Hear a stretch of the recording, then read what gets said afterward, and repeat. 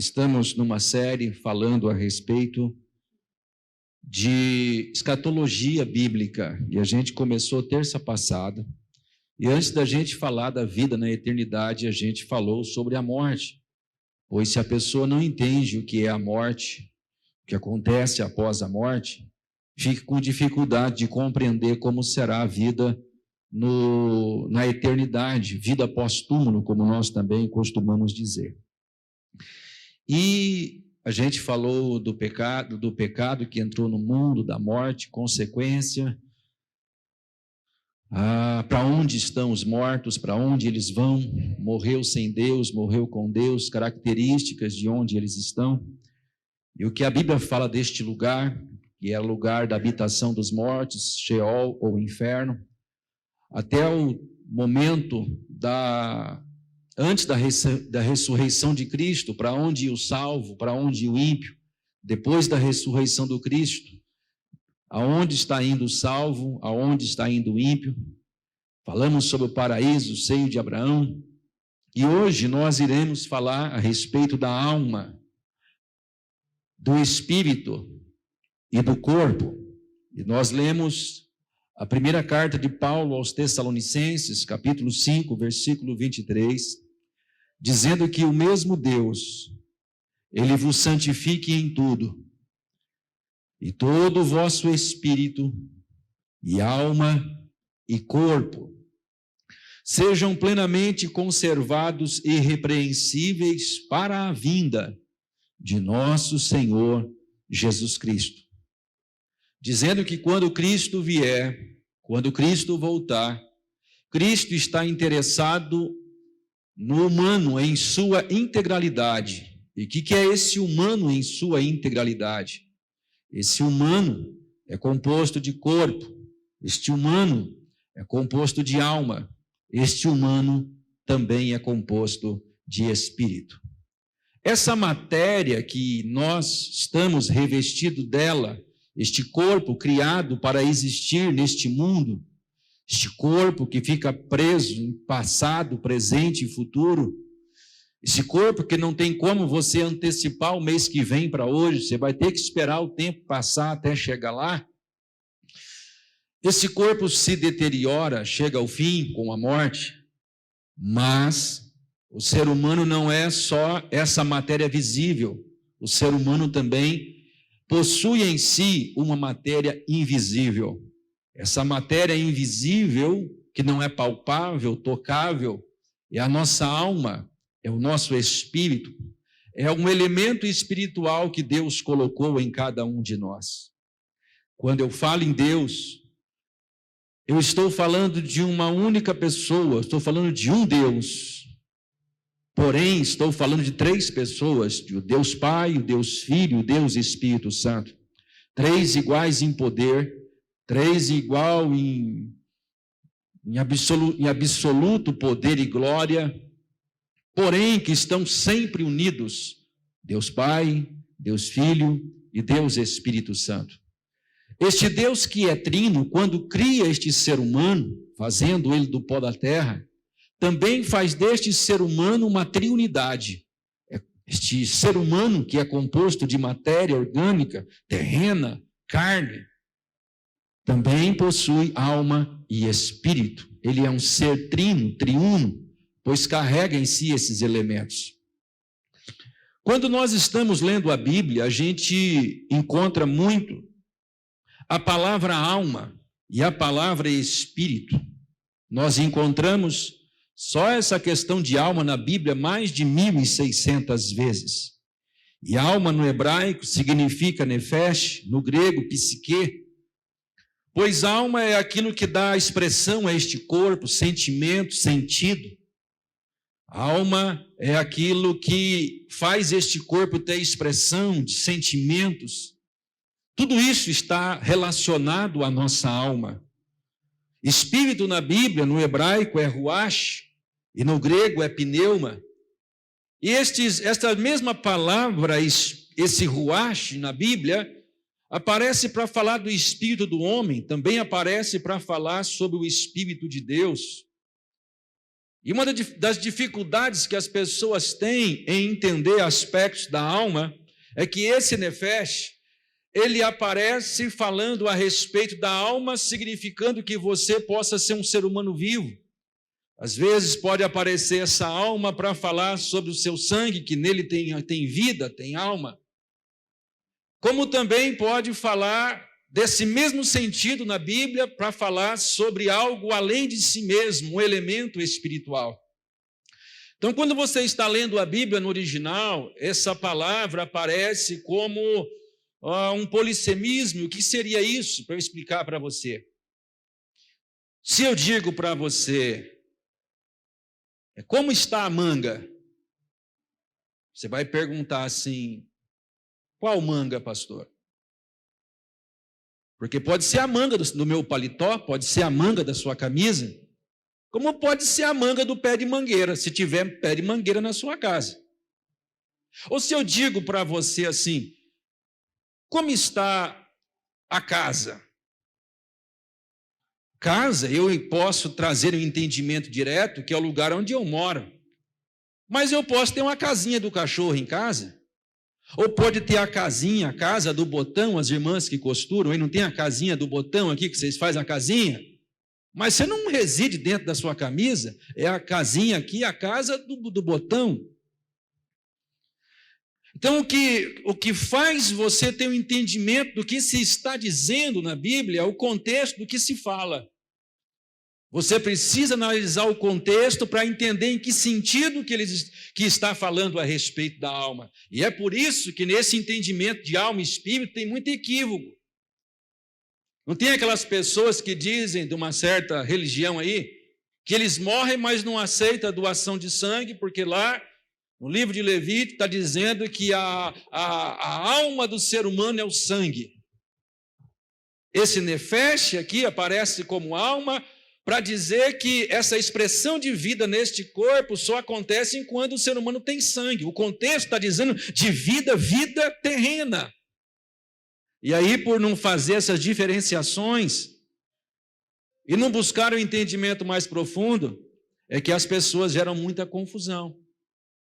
E é por isso que alguns vão dizer que depois da alma há uma aniquilação, seu espírito não tem sentimento, o teu espírito não tem entendimento, sua alma não tem inteligência, não tem memória.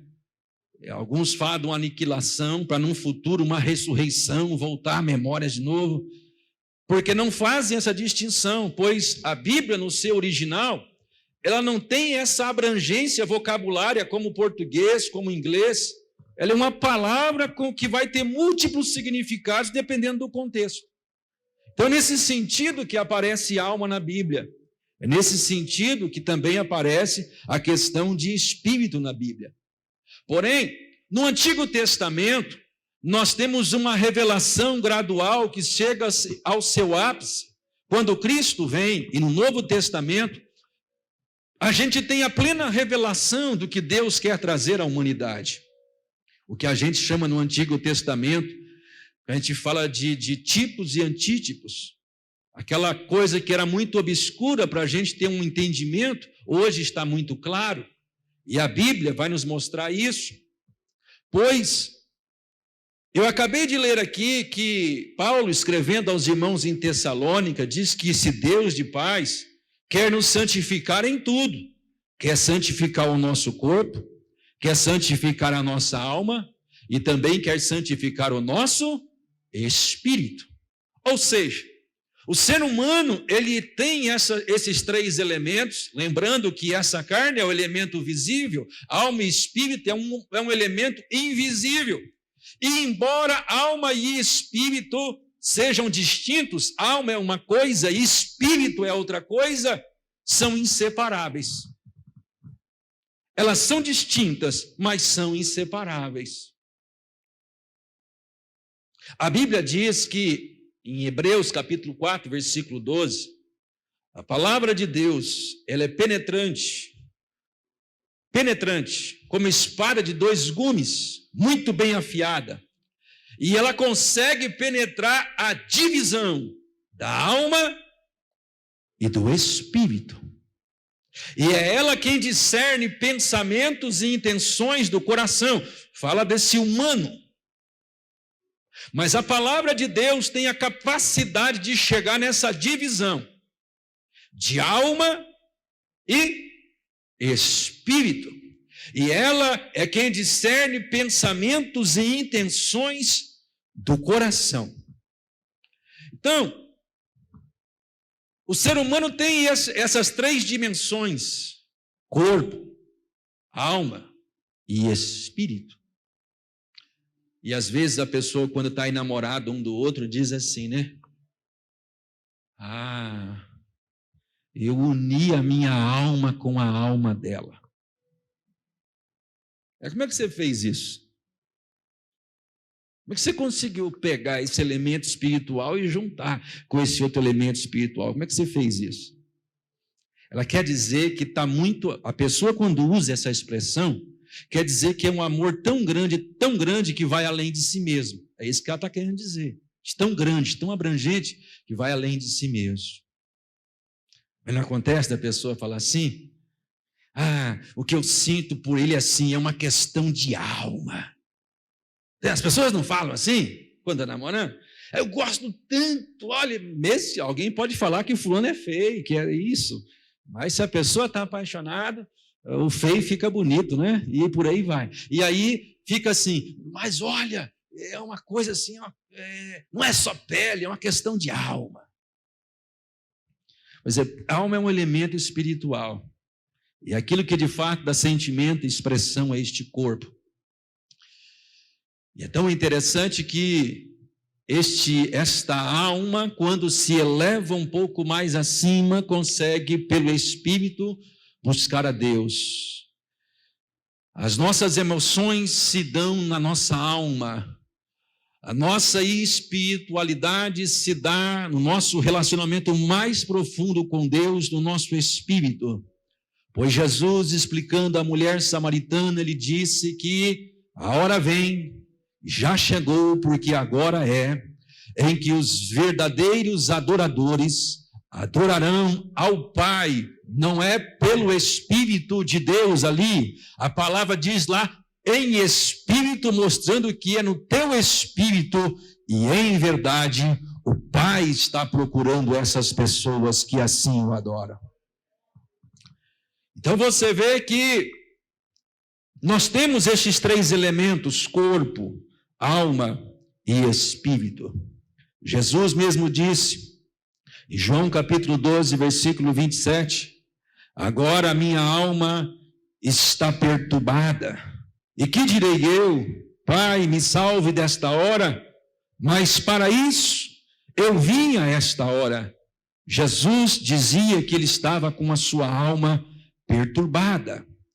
Jesus mesmo disse em João 13, 21, que ele se turbou em seu espírito e afirmou dizendo, na verdade vos digo, que um de vós há de me trair. Ou seja, na alma ele se perturbou, mas ele turbou-se também no seu espírito. Maria, a mãe do Salvador, que carregou o rei na barriga, o rei Jesus, ela disse assim em Lucas 1, 46 e 47, a minha alma engrandece ao Senhor, e o meu espírito se alegra em Deus, o meu Salvador. Ela dizia que a alma dela engrandecia o Senhor, e que o espírito dela se alegrava em Deus, o seu Salvador. Quando o escritor aos Hebreus está escrevendo a sua carta, no capítulo 12, versículo 23, ele assim escreveu, a universal assembleia e a igreja dos primogênitos, que estão inscritos no céu, e a Deus, o juiz de todos os espíritos dos justos aperfeiçoados, dizendo que Deus, ele é juiz de todos os espíritos que foram aperfeiçoados em Cristo Jesus. Mas Pedro também nos fala a respeito de quando Jesus desceu às partes profundas da terra para levar cativo e tirar os que estavam no cativeiro, diz que ele foi e pregou aos espíritos em prisão. dizendo que Jesus desceu às partes mais profundas da terra, aquela região do Hades, onde quem estava num local de gozo, no seio de Abraão, via quem estava no sofrimento, e quem estava no sofrimento via quem estava no lugar de gozo. E quando Jesus foi ali em testemunho ao que os profetas pregaram no passado, afirmando de um Cristo que viria, Jesus esteve ali e foi visto, e ali foi testificado como pregação, o Jesus que ali adentrou, para aqueles espíritos que estavam em prisão entendessem que era verdade tudo aquilo que havia sido anunciado. Também vai nos informar em Apocalipse 6:9, que havendo aberto o quinto selo, estavam ali debaixo do altar os mortos que passaram por aquela condição por amor à palavra de Deus e por amor do testemunho que deram. Logo, quando eu estou falando de alma, estou falando de espírito, eu estou falando de coisas espirituais. E estas coisas espirituais, mesmo quando a morte coloca um limite na vida terrena, alma e espírito são imortais, continuam existindo, continuam vivendo. E como falamos semana passada, carrega a memória, carrega a história. Deixa eu perguntar para você uma coisa aqui, me responda com muita sinceridade. Que graça teria chegar no céu e saber que Jesus não teve nenhum significado de salvação para mim e para você? Chegar no céu e não saber quem Ele é. Chegar lá e não ter nenhuma memória que um dia abandonamos tudo por amor a Ele. Sofremos muita coisa por amor a Ele. Perde o sentido, perde a razão. Mas coisa gloriosa foram estas almas que estavam debaixo do altar. Sabia que haviam morrido por amor ao Cordeiro. A sua vida havia sido ceifada por amor ao Cordeiro, mas estavam lá aguardando até o momento do arrebatamento para receber corpo incorruptível para toda a eternidade. Então, corpo é um elemento visível, alma e espírito, ele é um elemento invisível, porque é espiritual. Porém, a Bíblia fala que quando Deus criou o homem, Deus soprou. Este soprar tem uma ideia de colocar no ser humano a alma, colocar no ser humano o espírito. Logo, a Bíblia vai nos informar que a minha alma, a sua alma e de todas as pessoas que estão neste corpo, também um dia sai deste corpo. Mas aonde está isso, pastor? Gênesis no capítulo 35, versículo 18, vai nos informar de um falecimento. Raquel vai morrer. Raquel vai chegar ao fim da sua existência terrena. A vida dela vai chegar ao fim. E aconteceu que, saindo-lhe a alma, porque morreu, chamou-lhe Benoni, mas seu pai lhe chamou Benjamim. Ali a expressão diz que quando Raquel morre, lhe sai a alma. Se sai, logo estava dentro dela, logo estava nela. E morrendo por ocasião da morte, chegou o fim da existência terrenal do corpo, chegou o fim dessa existência terrena, e aí lhe saiu a alma, porque morreu. Aqui o texto está mostrando-nos que, ao expirar a vida física desta matriarca, que foi a Raquel, naquela família, esta alma que é a parte imaterial e espiritual, a qual eu e você não conseguimos apalpar e não vemos, mas é um elemento que está em nós, saiu do corpo de Raquel, deixou de estar no corpo dela. E aí, a gente comentou sobre isso semana passada, que terminando a nossa vida terrena, a morte, a alma e o espírito têm um destino, têm um local.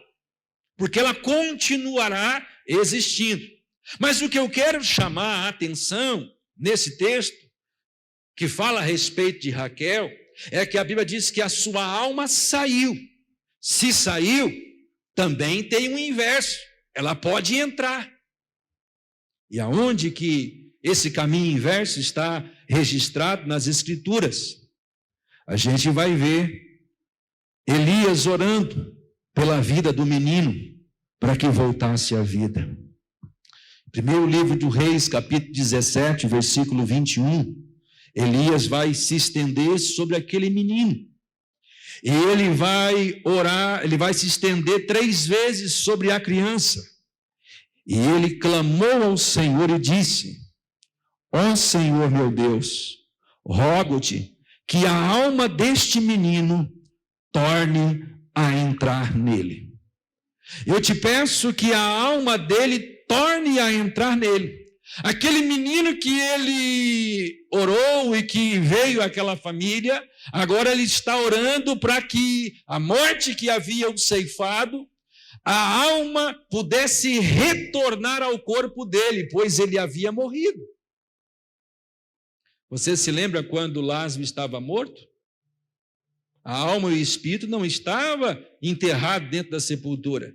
Já havia deixado o seu corpo, porque havia saído. O corpo fica inerte. O corpo dele não tem mais reação alguma. Já não tem mais vida ali. A morte colocou um fim. Até que o meigo Nazareno chegou lá. E fez o quê? Mandou abrir a sepultura, abrir ali e deu um brado, dizendo: Lázaro, venha para fora. Naquela hora, a alma e o espírito teve que voltar, porque havia saído. Agora você vê que coisa gloriosa, é que quando Deus, pelo seu poder, mandou entrar em nós o seu espírito, quando nós nascemos, quando nós viemos a este mundo, também ele tem poder quando dá saída da nossa alma e do nosso espírito deste corpo. Você se lembra que aquele homem que acumulou muitas riquezas, e Lucas vai nos informar que aquele homem ajuntou e disse: alma, tu tens em depósito, não te falta nada. E uma voz disse para ele: louco, hoje pedirão a tua alma, e o que tens feito para quem? Serás. Dizendo: este elemento espiritual que está em você, essa alma que está em você, hoje vão pedir ela. E a hora que Deus vai permitir que saia deste corpo, aí você não tem mais domínio e controle. É Deus quem destina para onde vai. Não está em você. Eu fui ruim, eu não quis Jesus, mas agora que eu morri, quero ir para o céu. Não vai ter esse negócio. A escolha você faz em vida e não depois da morte. Então nós vemos que aquele homem, a sua alma iria sair dele aquela noite, porque a alma sai. Prova disso, Salomão nos falando que o pó voltaria à terra como era, e o espírito voltaria a Deus que o deu. E aqui algumas pessoas têm dificuldade de ter esse entendimento. O espírito volte a Deus que o deu. Deixa eu explicar uma coisa para você com relação ao livro de Eclesiastes, para você não ter dificuldade em interpretar ele. O livro de Eclesiastes é um livro inspirado por Deus a Salomão. Inspiração divina de Deus dada a Salomão, para escrever a vida na perspectiva humana. Como que é a vida do humano? Ele está sempre falando de alguém correndo atrás do vento, de alguém que não entendeu o sentido da vida, que Deus colocou o mundo no coração deles. Ele está falando do humano. Como que esse homem enxerga a vida? Como que esse homem entende a vida? Não é como Deus está entendendo a vida, é como o homem entende a vida. Para onde tu vai? Lá não tem ciência, lá não tem empresa. Ele está querendo mostrar como que é a vida no sentido humano. Então ele está dizendo, o corpo, o pó, chega ao fim um dia e ele volta à terra.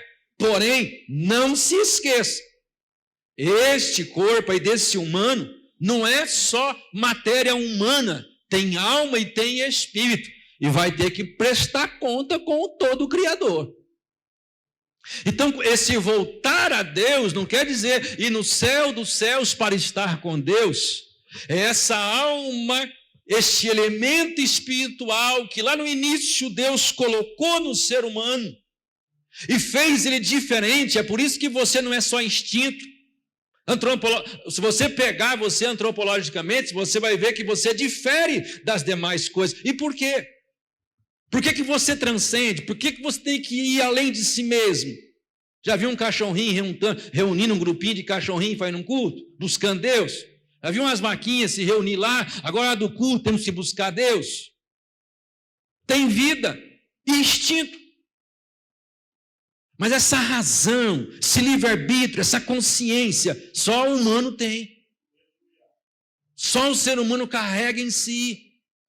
Só o ser humano tem, porque isso veio do próprio Deus para mim e para você. Quando Deus diz, façamos o homem a nossa imagem e semelhança, Deus colocou aquilo que era dele, colocou em nós. Este elemento espiritual está em nós, veio de Deus, não veio de nós mesmos, veio de Deus. E o pó um dia voltará à terra, mas o espírito voltará a Deus. Ou seja, o corpo desce à sepultura, a matéria orgânica se desfaz, porém, o espírito, a alma, continua existindo. Espírito e alma continua a existir. E quando o nosso irmão Estevão, depois de pregar aquele sermão expositivo, deixar enfurecido aquele sinédrio, pois não resistiam à sabedoria e ao Espírito de Deus que estava em Estevão, começaram a apedrejá-lo.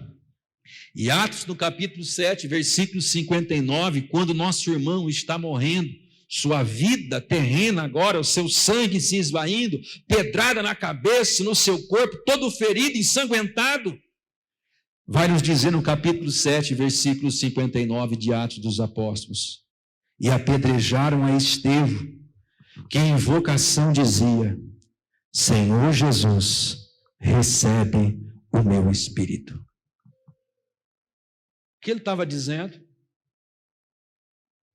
Estão me matando aqui. Estão colocando fim na minha existência terrena aqui. Mas o Senhor Jesus vai receber aquilo que está dentro de mim. Meu espírito vai para a glória. E é por isso que Jesus disse assim, não tenham medo daqueles que matam o corpo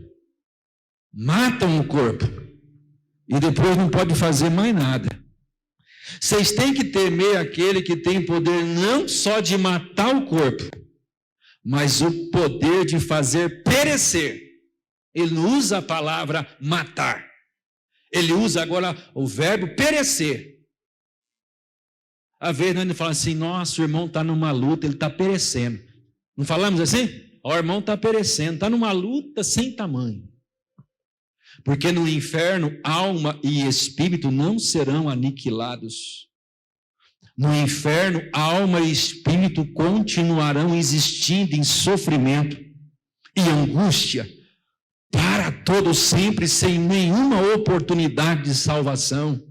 Mas a beleza do salvo, que nos espera na glória futura, é que o Estevão viu a sua vida terrena chegar ao fim, mas já conseguiu contemplar o Filho de Deus, à destra do Pai, não imputou pecado a ninguém, mas diz, Pai, perdoa eles, porque eles não sabem o que fazem, e ele, em invocação ao Senhor, começou a dizer, Senhor Jesus, recebe o meu espírito, porque eu já estou indo para ele. Há um elemento espiritual, e a Bíblia diz que tanto a alma e o nosso espírito saem deste corpo, porque está em nós. Aliás, eu aprendi isso lá em no Rio Grande do Sul, numa escola do Elades, com o saudoso pastor José Alves, foi pastor da NIS, lá em Assis Chateaubriand. Ele um dia perguntou: o que habita em você? Então você é um corpo que tem alma dentro de você e que tem um espírito dado por Deus que também está em você. Tenho alma e espírito. Mas se você é salvo, se você é salvo, você também tem Deus o Pai, você tem também o Deus Filho, e você tem também o Deus Espírito Santo. Logo, é você, tua alma e teu espírito, o Pai, o Filho e o Espírito Santo. Tudo habitando dentro de você.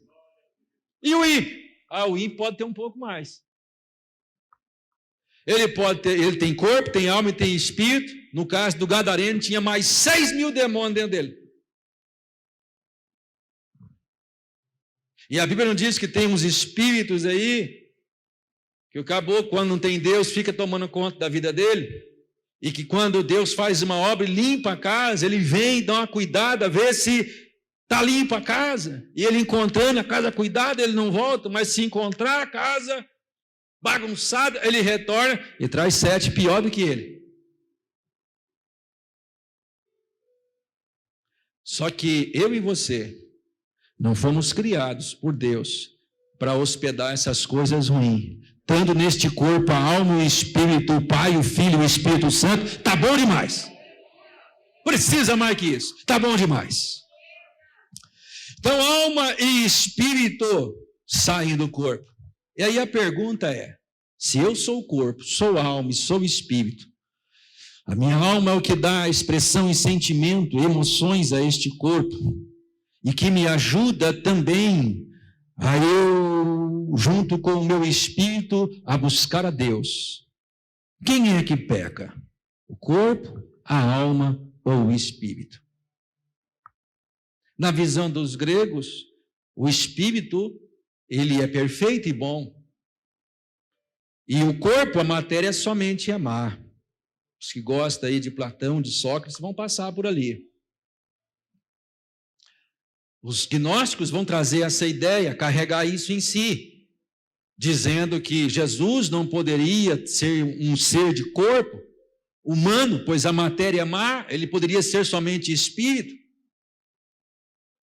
Só que Jesus, nascido sobre a carne, nascido sobre a lei, na plenitude dos tempos, nasceu no ventre daquela mulher, por obra do Espírito Santo, foi revestido de pele, de osso, de carne, igual eu e você, em tudo foi tentado, mas sem pecado. Mas a pergunta que fazemos é: quem é que peca? O corpo, é a alma ou é o espírito? Pergunta difícil, pastor. Faz pergunta mais fácil.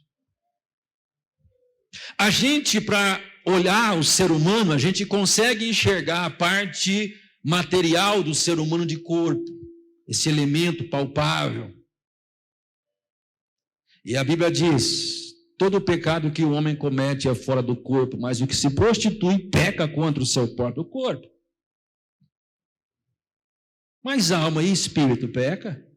Se é um elemento espiritual, e tudo que o ser humano experimenta por meio do pecado é sensorial.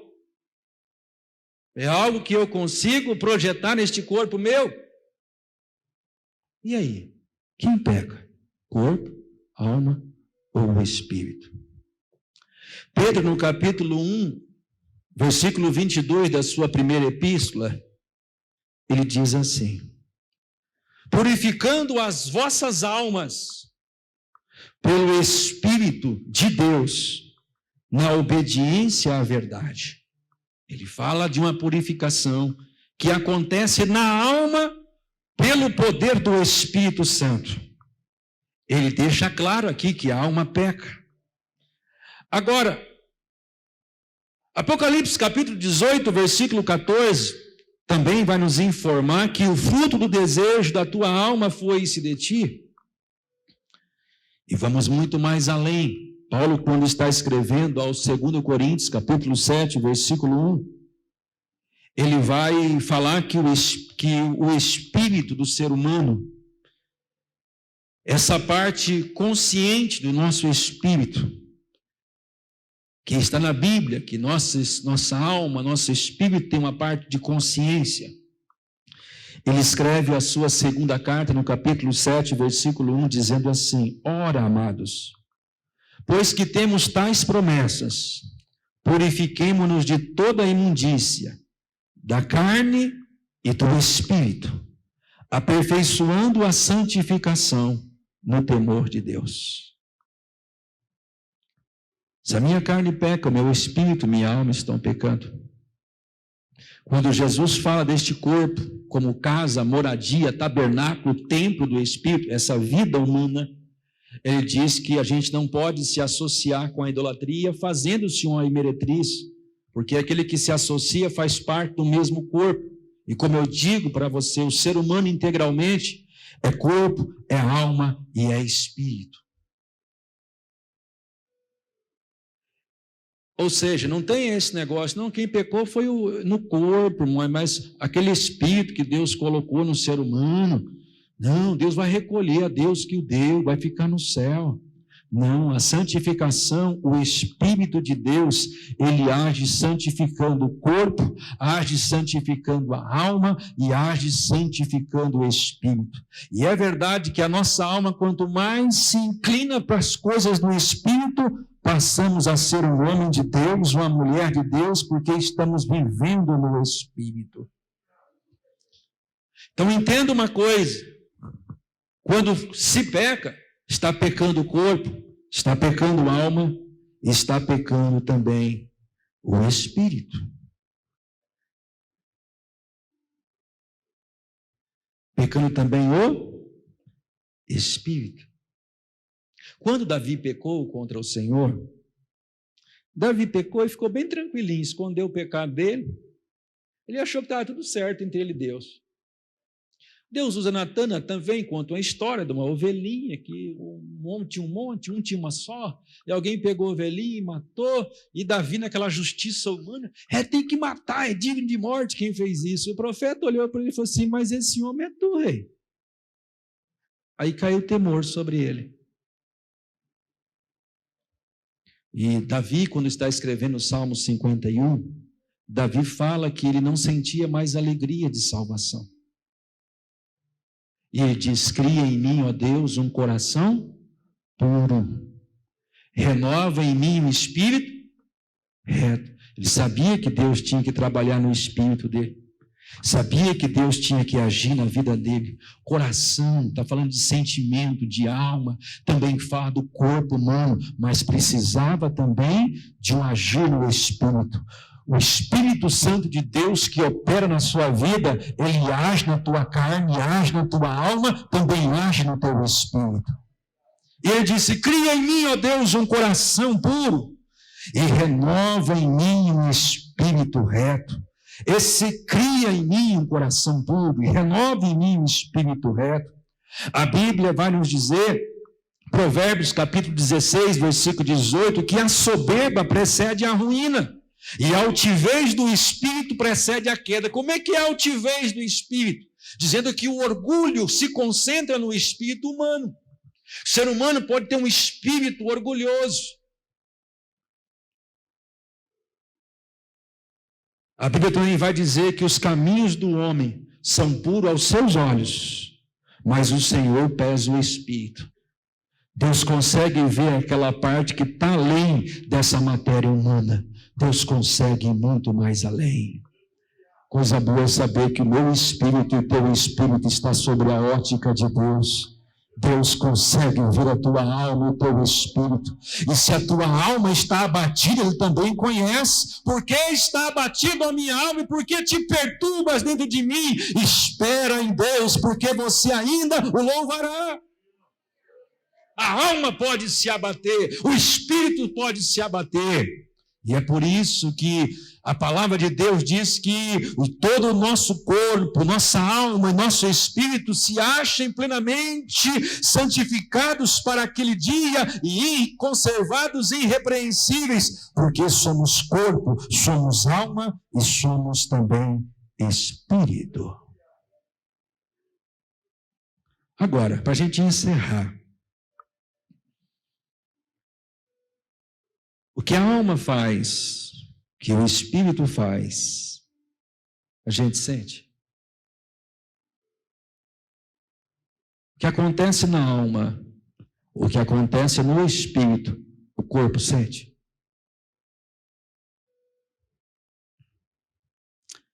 É por isso que até os psicólogos se acham muitas vezes pastores por causa dessa alma, essa psique que aparece, esta alma, de onde eles usam os termos psicologia. Às vezes você senta com uma pessoa, está doendo, aonde? Aqui. Vamos fazer um raio-x. Aí você traz o raio-x, você põe lá, olha, está trincado bem aqui. E você sabe por que dói, porque está trincado.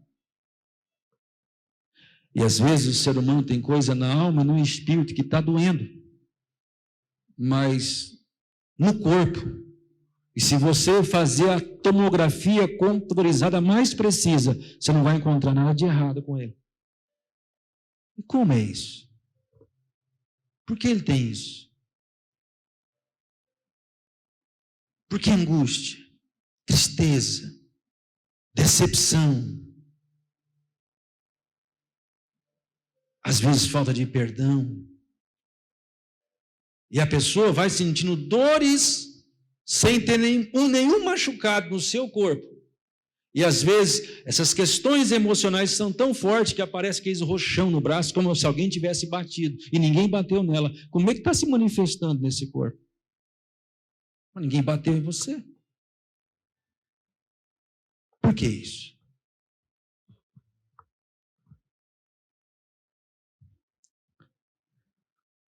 A Bíblia usa a alma para mostrar nossas emoções e mostrar que a alma também tem intelecto. Sentimentos, coisas dentro das nossas decisões. Agora, essa atividade de pensar, sentir, decidir não são coisas só da alma. Nosso espírito pode experimentar emoções.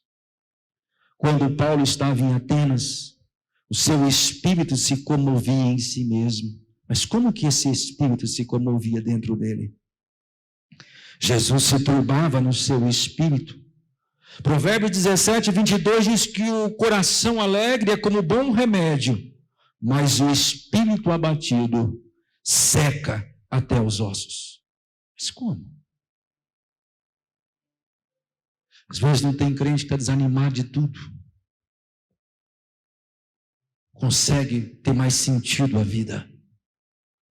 Aí chega um irmão cheio de Deus, uma irmã cheia de Deus, ministra uma palavra. A palavra vem de Deus.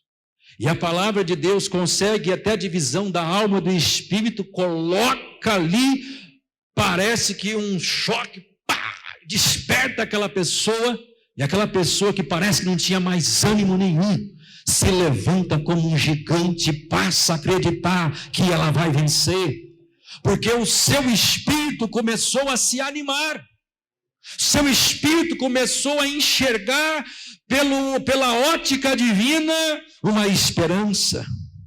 E se tem uma coisa que nos mostra esse sentir no nosso espírito, é que a Bíblia vai dizer de uma função do Espírito Santo. Romanos 8,16, o mesmo Espírito testifica com o nosso Espírito que somos filhos de Deus. Mas como é que ele faz isso? Como é que vai testificar com aquele que não tem razão e inteligência? O Espírito de Deus vem e se alinha com o teu Espírito, te envolve no teu Espírito, e fala com o teu espírito e te dá a certeza, você é filho de Deus, você é uma filha de Deus, Ele testifica com o teu espírito que somos filhos de Deus.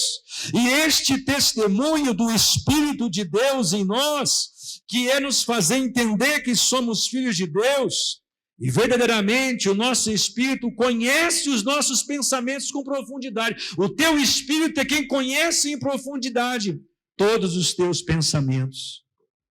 E Paulo, quando está falando sobre o homem natural, o homem espiritual e o homem carnal, e quem Deus é, no capítulo 2 de 1 Coríntios, versículo 11, ele diz: porque qual dos homens sabe as coisas do homem, senão o espírito do homem que nele está? Assim também, ninguém conhece as coisas de Deus, senão o Espírito de Deus.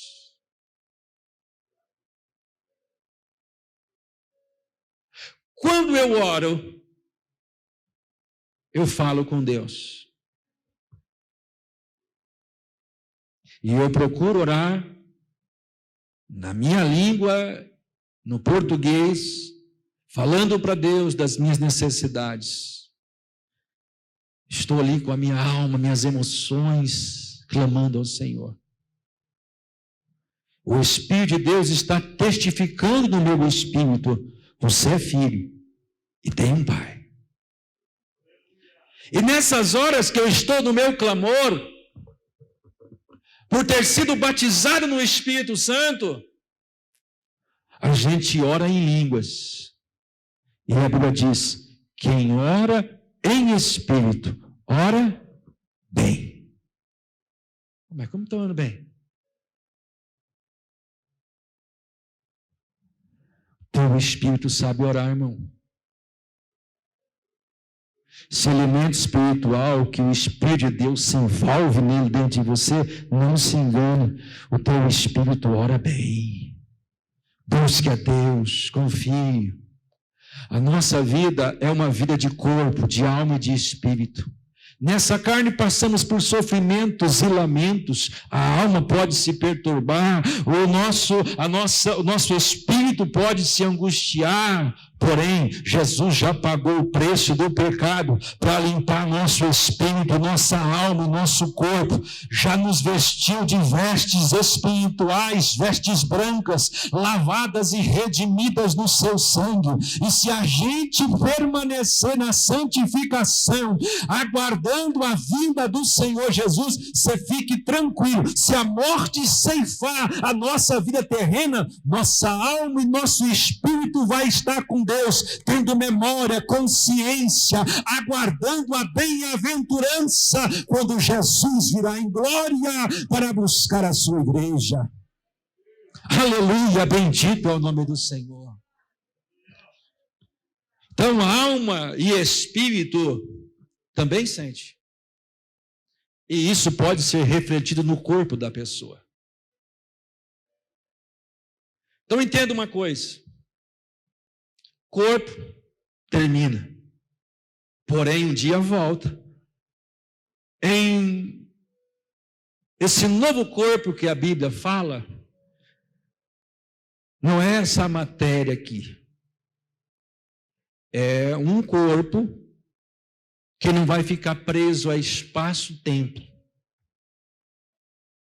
Para tudo existir aqui, Deus teve que criar um negócio chamado tempo.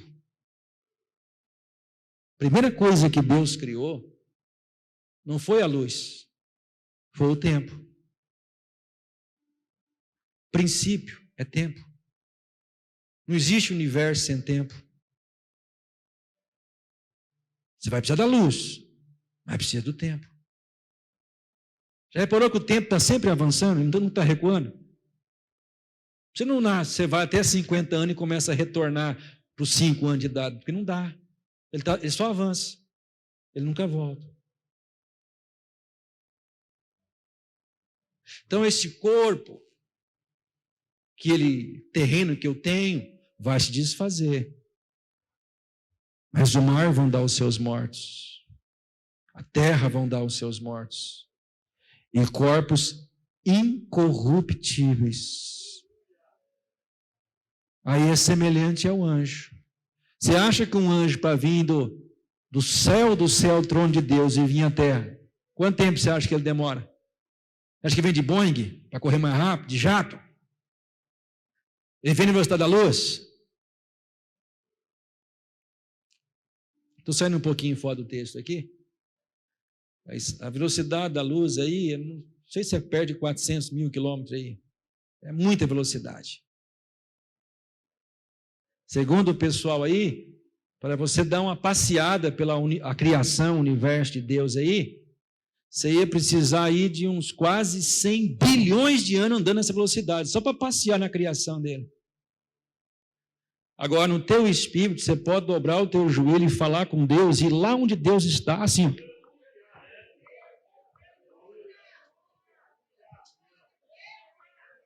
Você entendeu isso, irmão? O ser humano gastou tanto tempo para pisar o pé na lua, irmão. Você dobra o teu joelho e você é colocado o teu espírito na presença dele. Ele fez o véu se rasgar, se romper.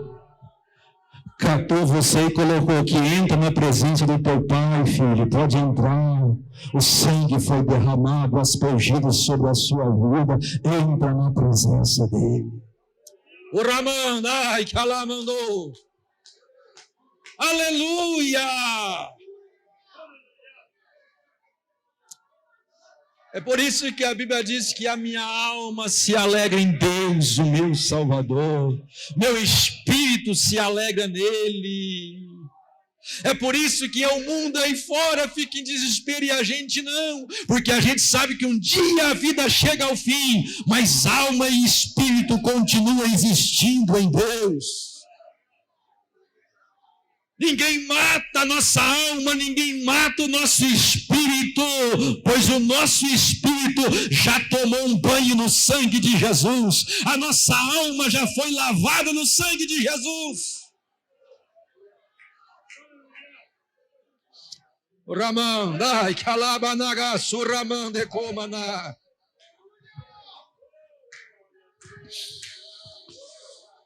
Oh, Espírito de Deus.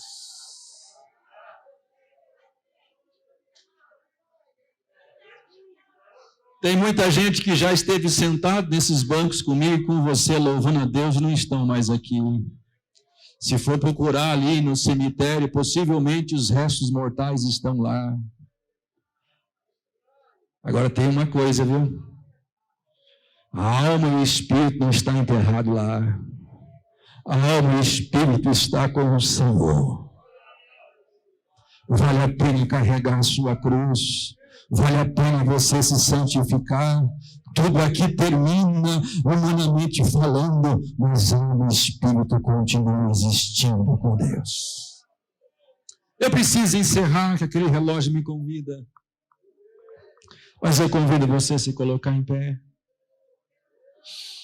O Ramon Darabacandarai. Churamando que ela manda, charamando que a sei.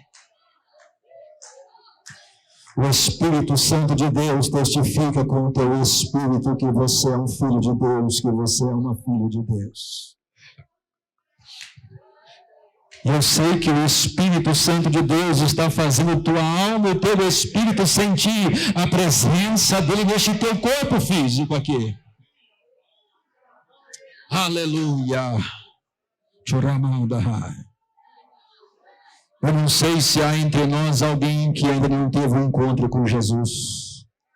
Alguém que veio aqui a esta casa de oração e hoje o Espírito de Deus falou contigo, filho meu, dá-me o teu coração. E você deseja entregar a sua vida para Jesus. Temos alguém que deseja aceitar Jesus como seu Salvador, Senhor da sua vida. Jesus está aqui com as mãos estendidas para você. Temos alguém para Jesus? Alguém que não teve encontro com o Senhor, deseja se entregar a Ele? Se tiver, a oportunidade está aberta para você. Jesus está aqui e é poderoso para salvar, poderoso para fazer a obra nas nossas vidas. Temos alguém para Jesus? Amém. Que Deus te abençoe e te guarde. Vamos orar, meus irmãos? Eu não sei qual a necessidade que você tem dele. Sei que Jesus levou sobre si todas as tuas enfermidades. Sei que em Jesus todo milagre que você precisa e eu precisamos, nele está. Precisamos usar a nossa fé e crer e confiar que Ele é poderoso para fazer tudo muito mais abundantemente, além do que estamos pedindo ou pensando, segundo o seu poder que em nós opera. Feche os seus olhos. Pode chegar aqui, irmão. Nós vamos falar com Deus. Pega o microfone ali. Pega o microfone aqui. Antes de nós encerrar, quero pedir ao pastor Oswaldo que faça essa oração. Glória a Jesus. Tem aqui a nossa irmã. Tem mais alguém, se tiver desejo de vir aqui à frente, só dá um espaço. Não tem problema não, tá? Se você sentir, pastor, eu preciso receber essa oração, venha com fé em nome do Senhor Jesus. A vitória quem tem é o Senhor. A bênção quem tem é o Senhor. Você precisa, Jesus tem. E Ele não vai deixar você decepcionado, não. Jesus não decepciona a gente. Jesus sempre tem milagre para a vida da gente. Amado Deus, nosso Pai querido, em Tua presença, Senhor Jesus, estamos ainda continuando, Pai, para falar contigo nesse momento. Senhor, aqui está Teus filhos, ó Pai, que precisam de algo de Ti esta noite. Senhor, ouvir a Tua palavra, ouvir a Tua voz, falar contigo nesta noite, ó Pai. E agora, Senhor, eu quero uma bênção de Ti, que uma transformação na sua alma, na sua vida, com a enfermidade, dos problemas financeiros, nós não sabemos, mas Tu sabes de todas as coisas. Nós oramos em Teu nome, Jesus. Repreendemos todo o mal, toda falta de ânimo, falta de fé. Seja repreendido na autoridade do Senhor. E o seu povo possa, Senhor, de Ti alcançar algo nesta noite. Em nome de Jesus, nós oramos, ó Pai, e te pedimos a Tua bênção sobre cada um dos Teus filhos que aqui estão na Tua presença nesta noite. Em nome de Jesus, nós oramos. Amém, Senhor. Graças a Deus. Irmãos, Deus abençoe. Semana que vem, terça-feira, estaremos aqui. E agora nós vamos começar a falar um pouco do céu. Agora a gente sabe o que é a morte, sabemos o que é alma, o que é espírito. E vamos falar do que é céu, tá bom? Estamos chamando para cá que a graça do nosso Senhor e Salvador Jesus Cristo, o amor de Deus e a comunhão do Espírito Santo seja com cada um de nós. E se Deus é por nós, quem será contra nós? Ninguém. Amém. Assembleia de Deus Tapejara. Até o arrebatamento. Amém.